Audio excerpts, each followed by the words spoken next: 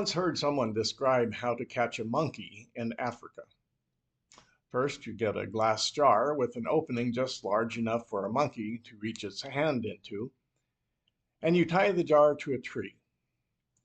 Then you put a banana in the jar and wait for the monkey to come, reach into the jar, and grab the banana.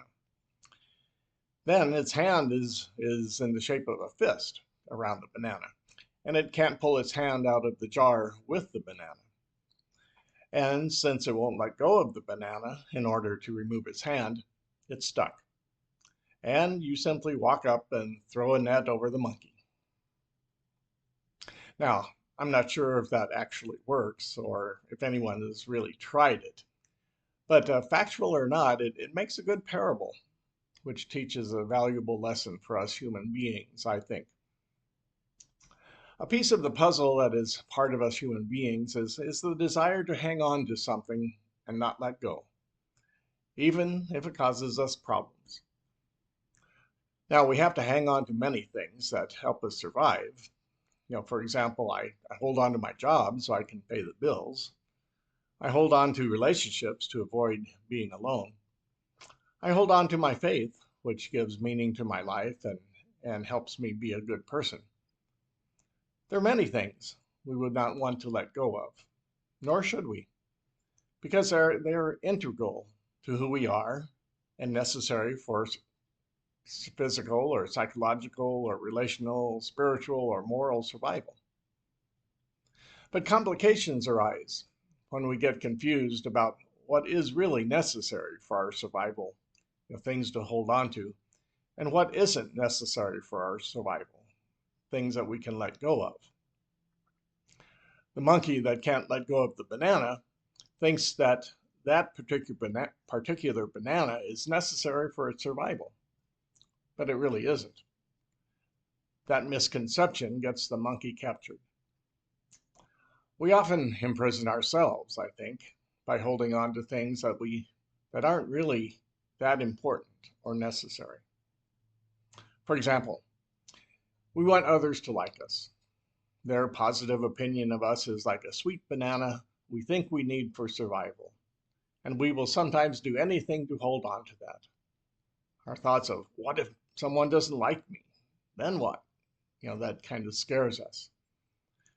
And even if it means imprisoning ourselves in a life of pretending to be someone we're not, or condemning ourselves to trying to live up to an image that is impossible to achieve.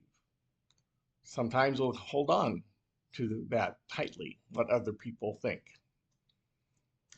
Now, power and control are also things we hold on to tightly, thinking that they will ensure our survival.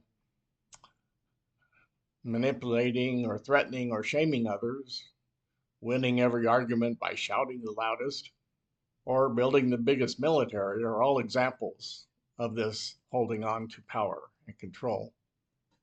And often we will not let go of even a little bit of power and control, even if it means being captured in a net of endless war and mistrust, or a life of conflictive and failed relationships. So how do we work at letting go of things that cause us problems? Well, first of all, we need to cultivate a realistic view of our ability to survive.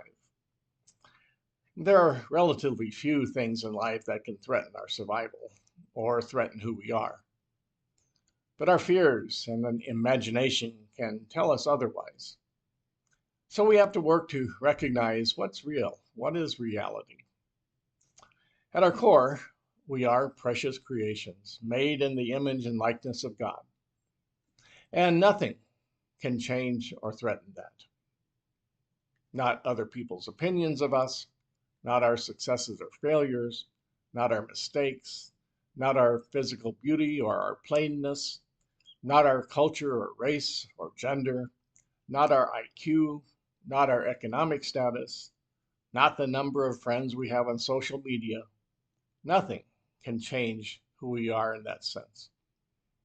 And the more we let the truth of who we really are sink into our hearts and minds, the less we'll need to hang on to all those other things we think we need to protect who we are, which often causes problems. Then we're freer to choose what to hang on to and what to let go of. Some of our deepest fears have to do with not being in control. And holding on to control has caused some of our greatest suffering as a species. We're not easily convinced that letting go of that banana, control, is a good thing to do. Even Jesus has not been able to convince us of that.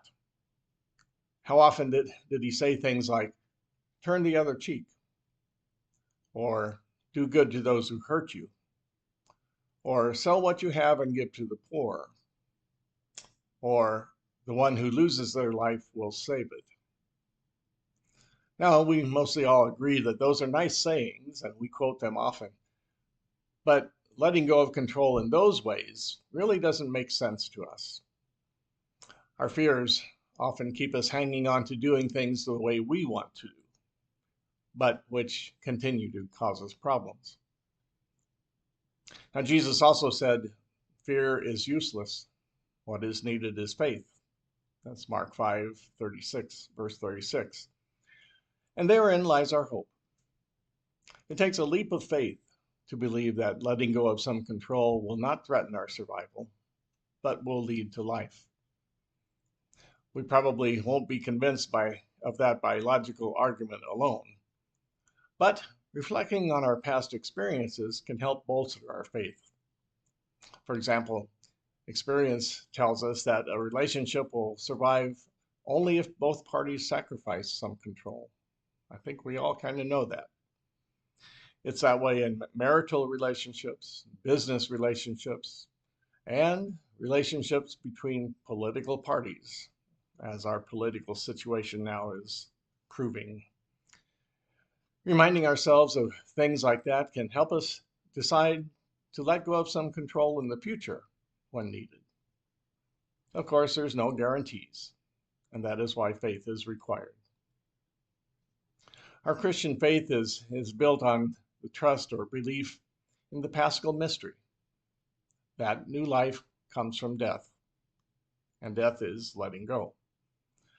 Jesus gave his life to help us take that leap of faith, because he knew that that was the only way to freedom and new life.